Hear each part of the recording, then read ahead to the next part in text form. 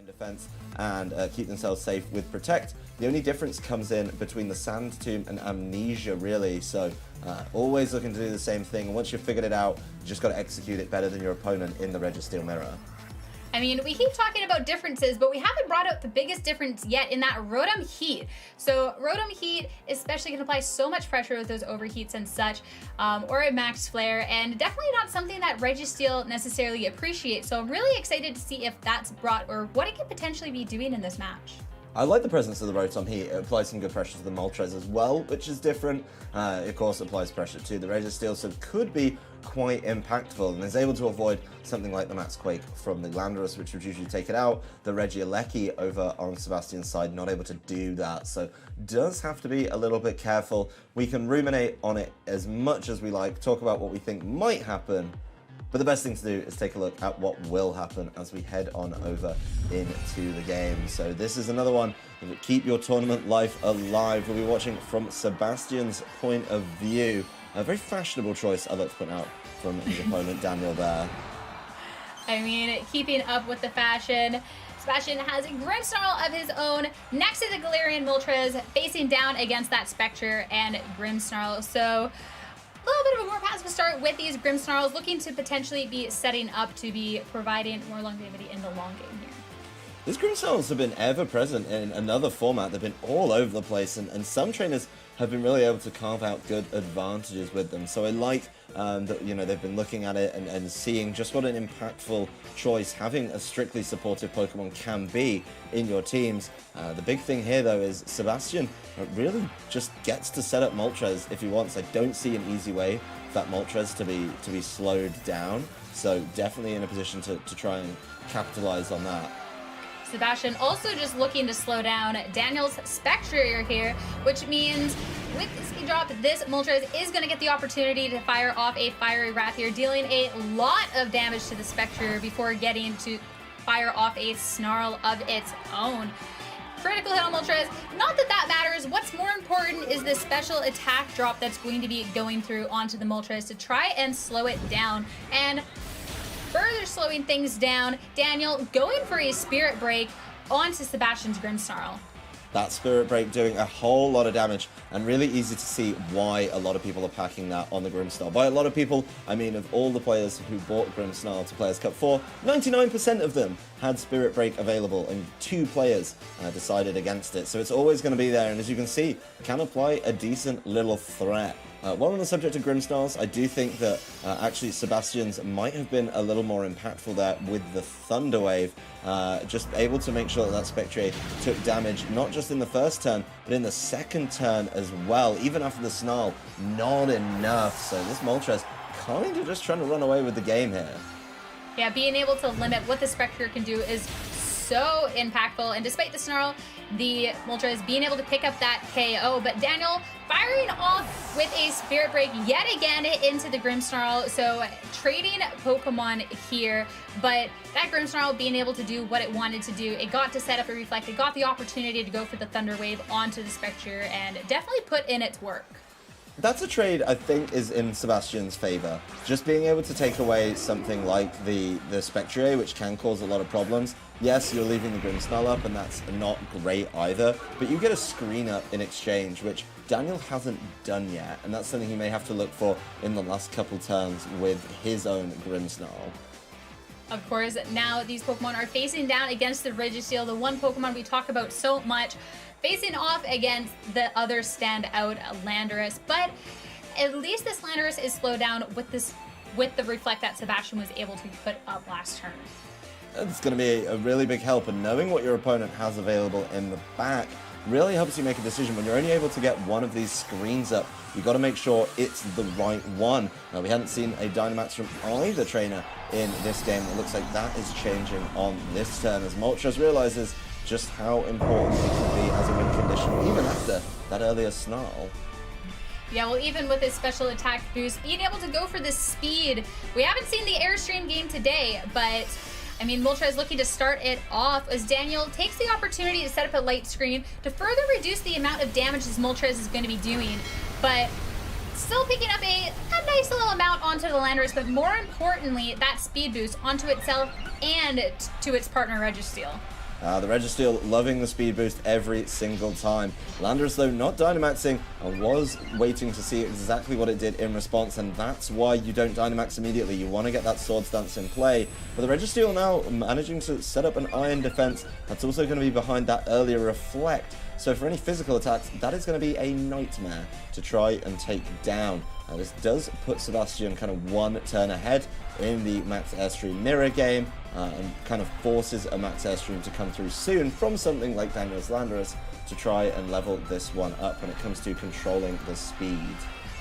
I love the contrast with this match in comparison to the last one. Both of the players playing a little more slow, looking to be setting up. Of course, there's the Iron Defense to help it against the Landorus, but the Landorus looking for that Sword Dance for that nice attack boost in the face of this Registeel and the earlier Reflect. And now that it has a nice, healthy attack, is going to take the opportunity to go for a Dynamax.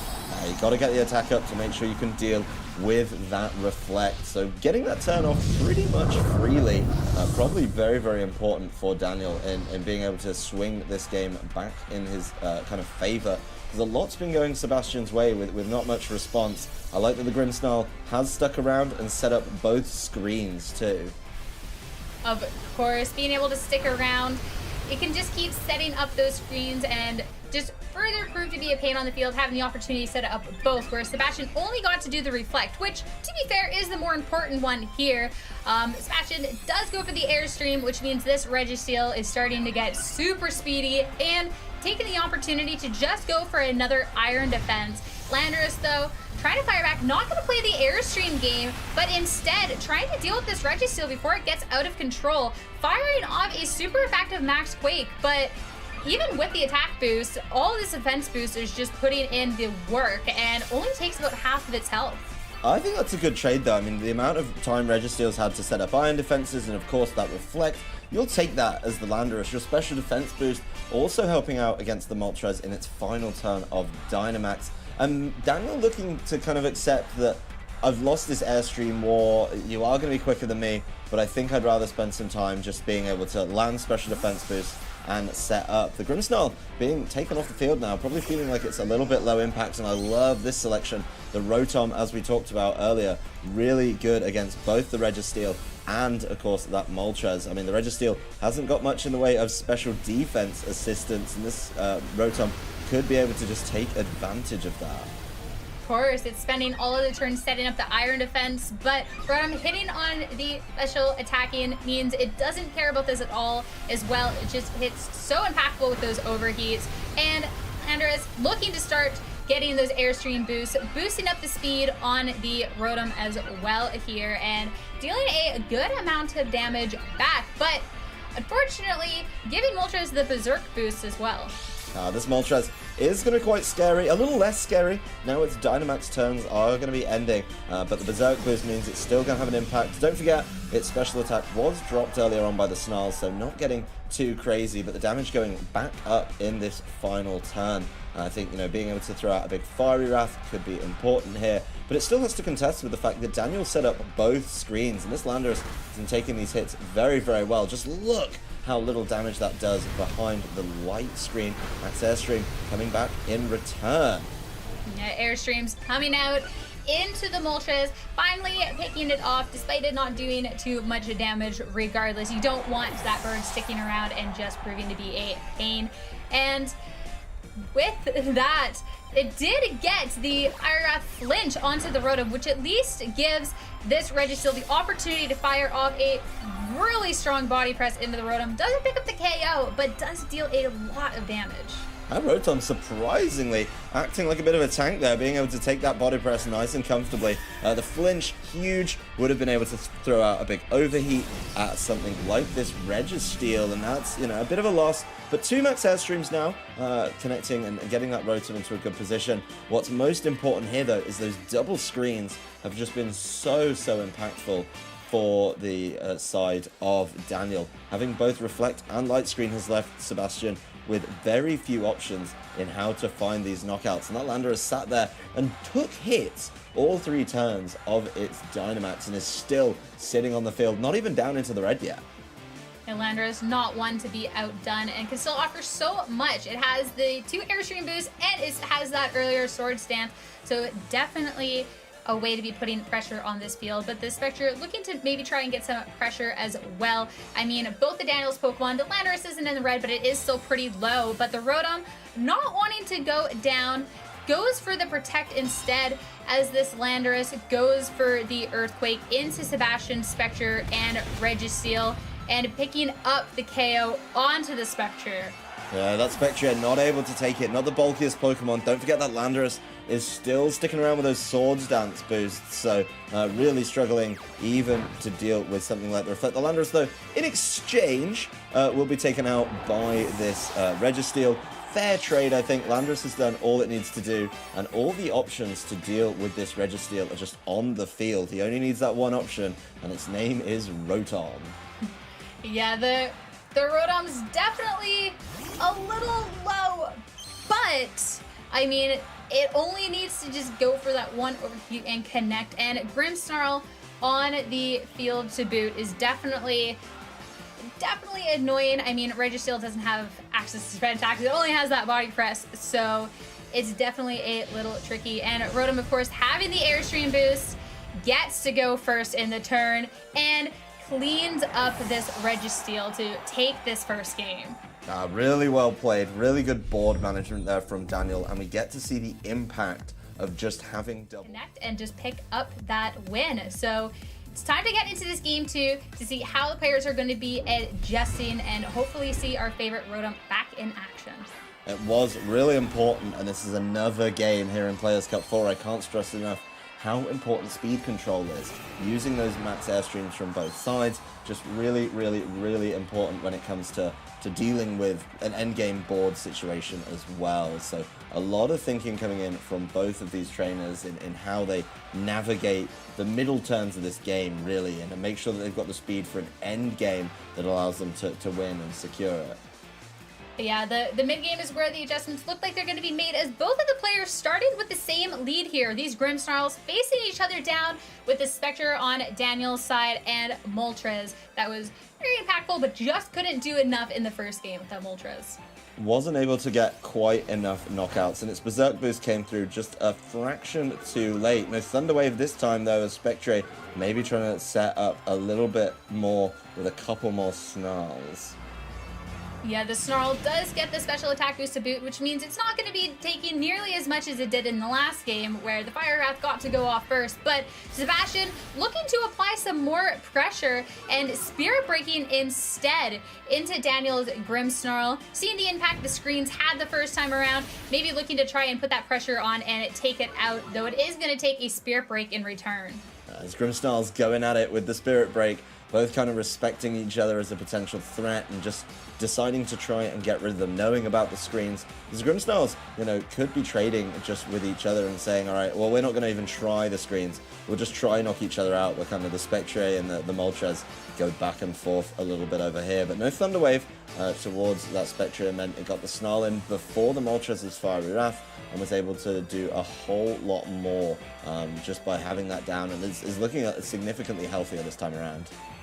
Yeah, and being able to keep going for the Snarls as well and getting that first one, it means the Spectre will be most likely able to stick around for a third term of causing chaos if it wants to, especially now that Daniel's taken the opportunity to set up the late screen before things get a little too out of hand with Sebastian's Grimmsnarl. Daniel, of course, going for yet another Snarl. So this Moltres, which can be so impactful and so dangerous, now sitting at a -2 special attack, but it's not going to stop it. Going for the Fiery Wrath, just picking up a little bit of chip damage along the way, but at least Sebastian gets this opportunity, get the Spirit Break into Daniel's Grimmsnarl and taking it out with only one screen set up. This is Daniel probably using the information that he picked up in game number 1, though, realizing that a lot of Sebastian's team was based around these special attackers, the Moltres being very, very important. Of course, the Spectre towards the end of the game is an option for him. Just saying special attackers aren't allowed to play the game anymore. A light screen going up before the Reflect, kind of that last thing you can set up is that one screen. You've got to pick it so carefully. And those Snarls consistently coming through. I mean, this Moltres is going to be able to do such a small amount of damage over the next couple turns. Just has to be careful, and it looks like Sebastian has established that special attackers are not the way. He's going to have to play the game a little bit differently this time around. Yep, but first, starting it off, Daniel's looking to swap out that Spectre as well. I mean, 2 Snarls, being able to bring down that Moltres. Spectre has done what it's wanted to do. So the Rotom's hitting the field, and Landorus coming out on Sebastian's end for the Intimidate onto Daniel's Landorus, which is definitely going to be appreciated here. And, I mean, here's the max. It's got to be time to start setting up. Now the Grimmsnarls have kind of done their bit. They've contributed. They've either switched out or been knocked out. It's really a tough situation. What's very, very strange about this is the Moltres has been snarled a couple of times. Does have options, Moltres, to try and recover from those snarls.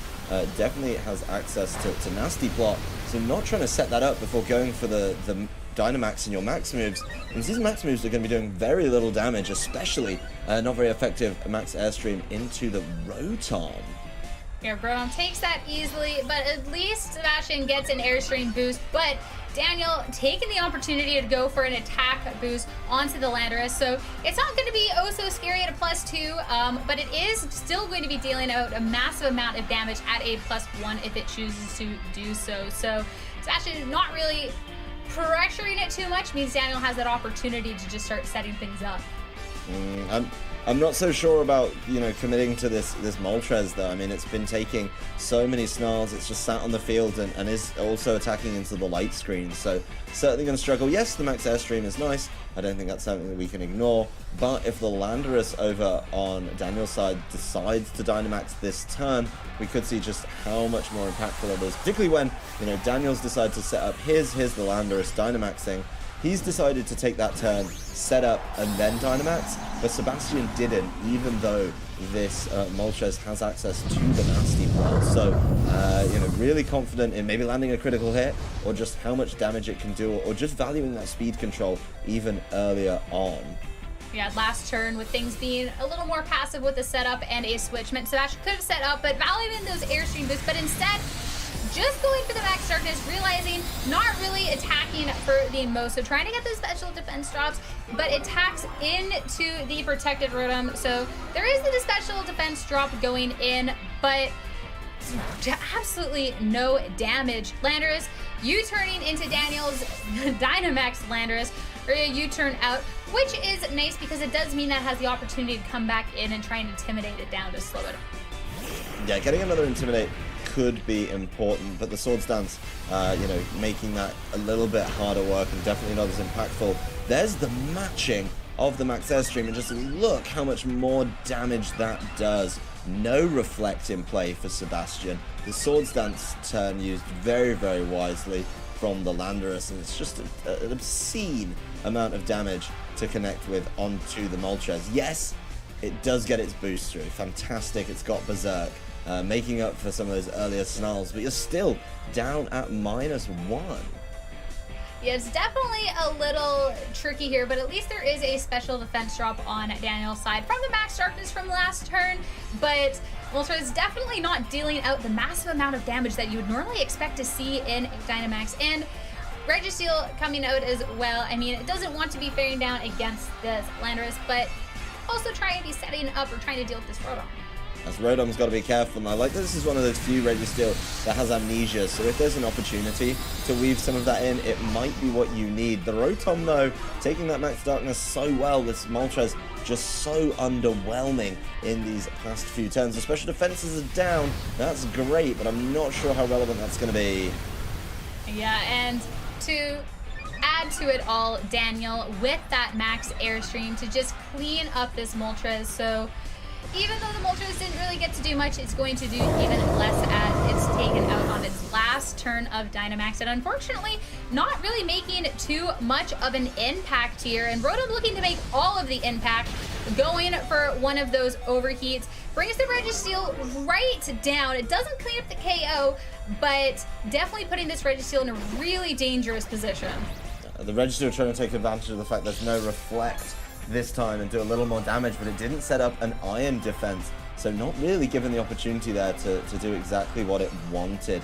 And now the Registeel is really up against it with a very, very low amount of health sat on its side. The Grimmsnarl can come in and help it out, throw some screens its way, maybe try and buy it a little bit of time to drop some recovery with the leftovers, weave in an Amnesia or an Iron Defense to take hits a little bit better.